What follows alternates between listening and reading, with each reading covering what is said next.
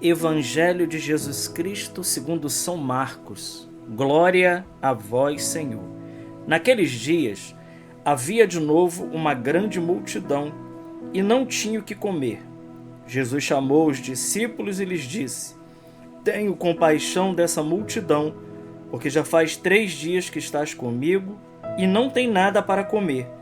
Se eu vos mandar para casa sem comer, vão desmaiar pelo caminho, porque muitos deles vieram de longe.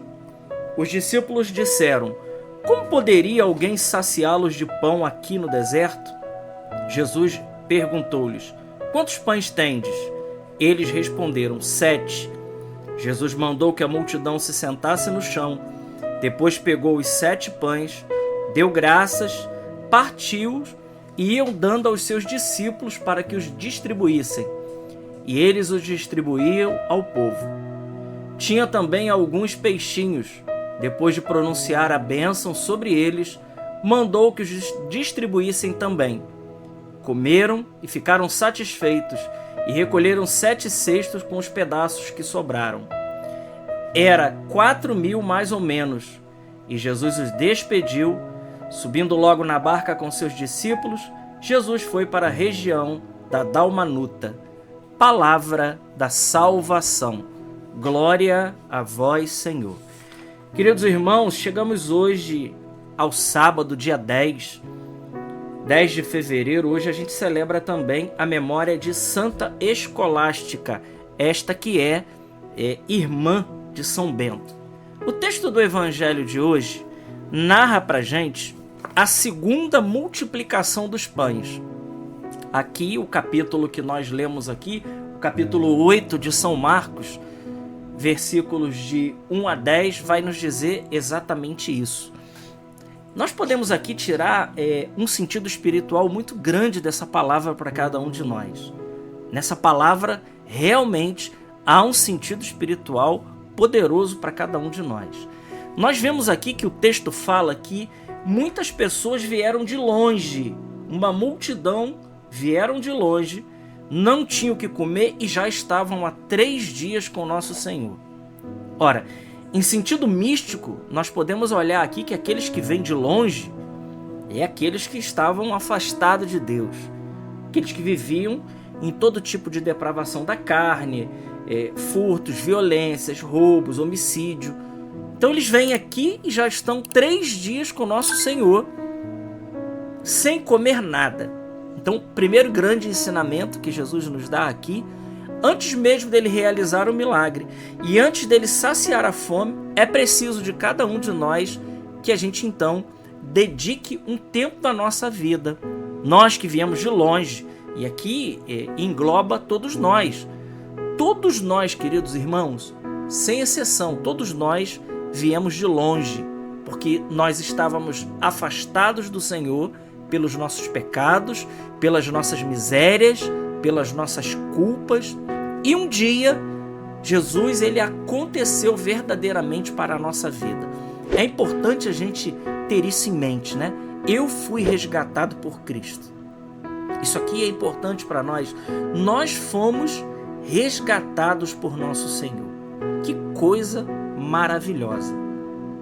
E por isso, Jesus então ele quer nos ensinar que nós precisamos então, para que o milagre aconteça e o progresso na vida espiritual de cada um de nós cresça, nós precisamos então passar por aquilo que esses discípulos passaram. Já estavam ali há 3 dias com o Senhor em pleno jejum. Só que aqui tem algo bonito. Jesus ele não quer despedir as multidões, ele não quer despedir a turba em jejum. E aqui também tem um sentido espiritual muito grande para cada um de nós. Jesus ele não quer nos despedir para que a gente volte para a lida do dia a dia sem a palavra que nos salva. Ele não quer. Ele quer que a gente tenha força para poder lidar pelo caminho. Aqui está o bonito dessa meditação de hoje. Uma vez então que nós vimos de longe, se encontramos com Jesus e durante um tempo estamos dedicando à penitência, lembrando dos nossos pecados, dos nossos erros, de todas as realidades que nós passamos. Diante disso, Jesus então, ele não querendo que a gente vá sem antes se saciar, ele então quer nos fortalecer pela sua palavra e realizar na nossa vida tudo aquilo que ele fez diante daqueles homens. Aqui está o sentido. Então, quando nós vamos ao Senhor, meus amigos, Jesus ele não nos manda embora sem antes nos alimentar. E aqui está o alimento verdadeiro, que é a palavra de Deus. A palavra que nos sacia, a palavra que mata a nossa fome. Jesus disse certa vez para a samaritana: olha, se você beber dessa água, você vai voltar a ter sede. Mas se você beber da água que eu te der, jamais você terá sede. Bom, é óbvio que Jesus ali estava falando não de uma água física, né? Não da água H2O. Não era essa água que Jesus estava falando. Jesus, obviamente, estava falando da graça, do fortalecimento do Espírito, da graça do Espírito Santo sobre a nossa vida. Era com certeza disso que nosso Senhor estava falando, queridos irmãos. E ele, não querendo que a gente fique por aí mendigando qualquer amor ou mendigando qualquer palavra, ele mesmo quer nos alimentar. Ele quer matar a nossa fome. E aqui é importante dizer isso. Por quê? Porque somente Jesus pode saciar a nossa fome verdadeira. Não digo fome de alimento, porque o alimento ele vai direto ao estômago, ele vem para realizar aquilo que ele veio, né? Matar a nossa fome, nós tiramos dele o nutriente, mas não se trata simplesmente de biologia. Jesus quer matar uma outra fome que há no coração do ser humano, aquela fome de Deus, aquela fome do céu, aquela fome do eterno, porque nós viemos de Deus e nós estamos voltando para Deus. E, como diz Santo Agostinho, a nossa alma ela está inquieta e ela só encontrará descanso verdadeiro quando ela repousar em Deus. Então, muitas vezes nós vemos as pessoas, queridos irmãos, buscar refúgio, buscar saciedade nas coisas que não matam a nossa fome. Por exemplo, a pessoa que bebe, ela quer encontrar na bebida um consolo, um conforto. O outro acha o conforto em comprar compulsivamente, outro no sexo desregrado, e por aí vai.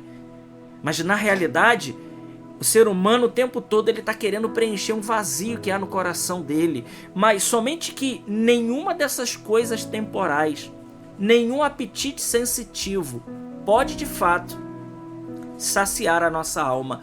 Por quê? Porque só Deus ele sacia a alma do ser humano.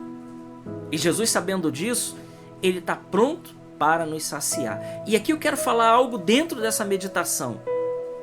Existe algo, além de sermos saciados diretamente por Jesus na Eucaristia, além de sermos saciados profundamente pela palavra de Deus, há também um modo da gente fazer uma refeição espiritual, que é na oração. Santo Tomás de Aquino nos ensina que a oração ela comporta alguns graus, e ela comporta alguns efeitos, ela produz alguns efeitos em nós. E à medida que nós avançamos nos estágios da oração, existe um terceiro estágio que seria, como fruto dessa oração, a refeição espiritual. E muitos de nós às vezes reza, mas não se sente saciado, continua com fome. Por quê? Porque não alcançou esse nível de oração que mata profundamente a nossa fome. É preciso que, além de fazermos uma oração de pedir e de dar graças a Deus, nós saibamos também que a oração ela produz como efeito em nós também essa refeição espiritual. Os santos da igreja são unânimes em dizer isso. E Jesus, ele quer matar toda a nossa fome e saciar toda a nossa sede. Vamos pedir a ele nesse evangelho que saciou a fome daquele povo que estava lá já 3 dias com ele, Jesus realiza esse milagre. Vamos pedir também que ele venha também a matar a nossa fome, que ele venha a saciar a nossa fome de céu, nossa fome de infinito, a nossa fome de estar com ele. Glória ao Pai, ao Filho e ao Espírito Santo, como era no princípio, agora e sempre. Amém. Salve Maria Imaculada.